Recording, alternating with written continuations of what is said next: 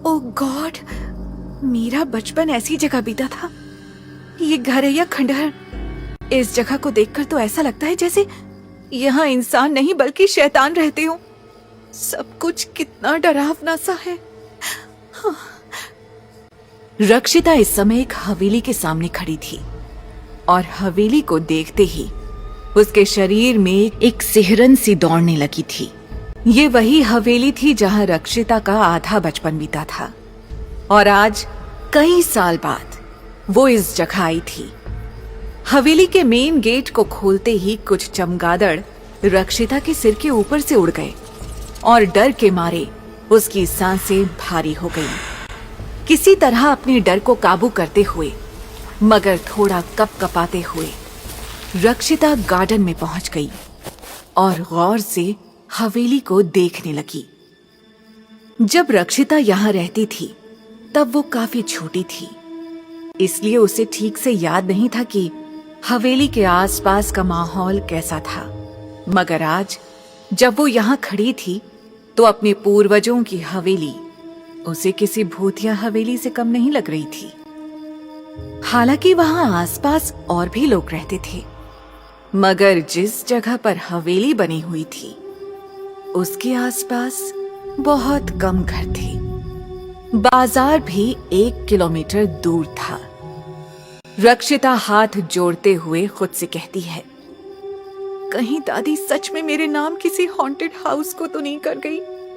कहीं कोई भूत प्रेत मुझे पकड़ न ले। हे भगवान, प्लीज मुझे बचा लेना। मैं अभी मरना नहीं चाहती। मेरी पूरी फैमिली की रिस्पॉन्सिबिलिटी है मेरे ऊपर। रक्षिता 23 साल की सुंदर और समझदार लड़की थी जो फिलहाल अपनी पढ़ाई और जॉब के बारे में ना सोचकर उस कर्जे को चुकाने का बंदोबस्त कर रही थी जो उसके सौतेले पिता उसके कंधों पर छोड़ गए थे। दरअसल उन्हें जुआ खेलने की बहुत बुरी आदत लग गई थी, जिस वजह से उन्होंने कई लोगों से कर्जा लिया और उसे भी जुए में हार बैठे और इसी वजह से एक दिन किसी ने उन्हें मार डाला। अब न सिर्फ रक्षिता के ऊपर ये कर्जा आ गया था, बल्कि इसके साथ साथ उसे अपनी बीमार माँ का इलाज भी करवाना था और 2 छोटे भाई बहन का ध्यान भी रखना था।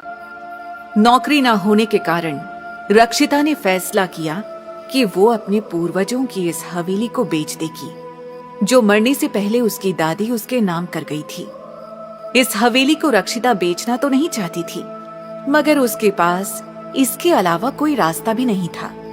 इसलिए जब किसी ने हवेली को खरीदने में इंटरेस्ट दिखाया तो रक्षिता भी बिना किसी देरी के उसे साफ करने पहुंच गई। पर अब गेट के अंदर की दुनिया उसे डरा रही थी। एक तरफ चांद की रोशनी में खंडहर हवेली बहुत सुंदर तो लग रही थी, पर हवा में एक ठंडी नमी थी, वैसी नमी जो कपड़ों में बस जाती है।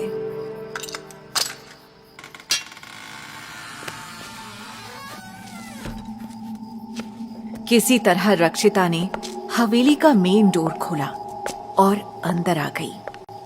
चारों ओर धूल ही धूल थी।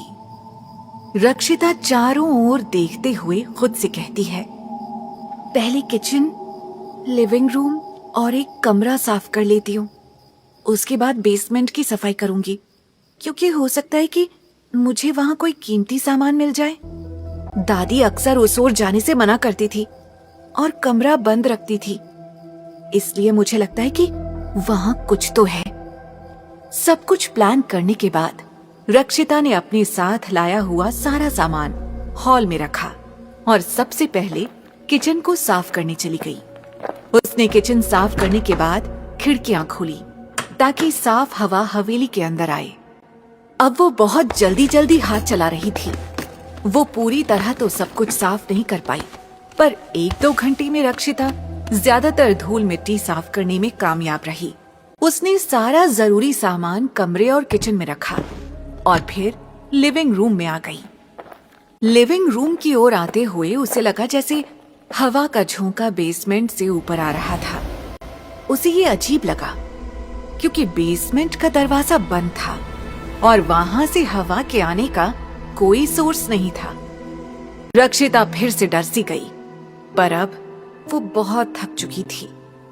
रक्षिता ने अपने माथे का पसीना पोंछते हुए कहा, उफ, मन तो हो रहा है कि यहीं सो जाऊं, मगर काम ज्यादा है और समय कम। पता नहीं ये हवेली इतनी बड़ी क्यों है। पर हवेली बड़ी है तो महंगे दाम पर भी बिकेगी और ज्यादा पैसा भी मिलेगा, जिससे मैं कर्ज चुकाने के साथ साथ और भी बहुत काम कर सकती हूँ। कुछ देर आराम करने के बाद रक्षिता बेसमेंट की ओर बढ़ गई, जहाँ एक कमरा और एक बाथरूम था। जैसे जैसे वो दरवाजे की ओर बढ़ रही थी, वहां से आ रही ठंडी हवाएं उसे महसूस हो रही थी। उसने दरवाजे की ओर अपना हाथ बढ़ाया ही था कि वो दरवाजा अपने आप खुल गया। ओह माय गॉड, ये कमरा है या कोई कबाड़ खाना? इतनी ज्यादा धूल तो पूरी हवेली में नहीं होगी जितनी केवल इस बेसमेंट में है। दरवाजा खुलने के कारण धूल इधर उधर उड़ने लगी थी, जिससे रक्षिता बुरी तरह खांस रही थी और बीच बीच में उसे छींक भी आ रही थी। वो तुरंत बेसमेंट से बाहर आ गई और कुछ देर धूल के बैठने का इंतजार किया, पर उसके बाहर आते ही धूल अपने आप ही सेटल हो गई। डैम इट, ये धूल अचानक कैसे सेटल हो गई? अभी तो यहाँ इतनी धूल थी कि मुझे लगा मुझे कहीं एलर्जी ना हो जाए। पर चलो कोई नहीं, सफाई तो अब भी बहुत लगेगी। पता नहीं कौन सी सदी से ये बेसमेंट बंद पड़ा हुआ है और ना जाने कितने दिन लगेंगे इसकी सफाई में। हाँ, कुछ भी हो, मुझे जल्दी से जल्दी ये हवेली साफ करनी ही होगी। कुछ दिन बाद मिस्टर गुप्ता इस हवेली को देखने आएंगे, इसलिए उनके आने से पहले ये हवेली साफ सुथरी होनी जरूरी है ताकि वो ठीक से टूर ले सके। साफ सफाई के दौरान रक्षिता ने कुछ बक्से और संदूकों पर नजर डाली। वैसे तो मुझे पूरा यकीन है कि उनमें भी कचरा ही होगा, मगर ऐसा भी हो सकता है कि इसमें दादी की कोई कीमती चीज पड़ी हो। गलती से वो भी कूड़े के ढेर में न चली जाए, इसके लिए मुझे इन बक्सों को खोलकर देखना होगा। मगर ये ताले?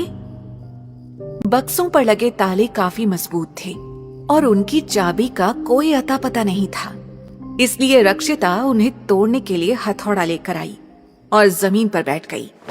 तभी अपने आप उन डब्बों के ढेर से एक संदूक उसके पैर के पास आकर गिरा। संदूक थोड़ा बड़ा था, तो उसके गिरने की आवाज से रक्षिता को दोबारा वही सिरहन उसके गले के पास महसूस हुई।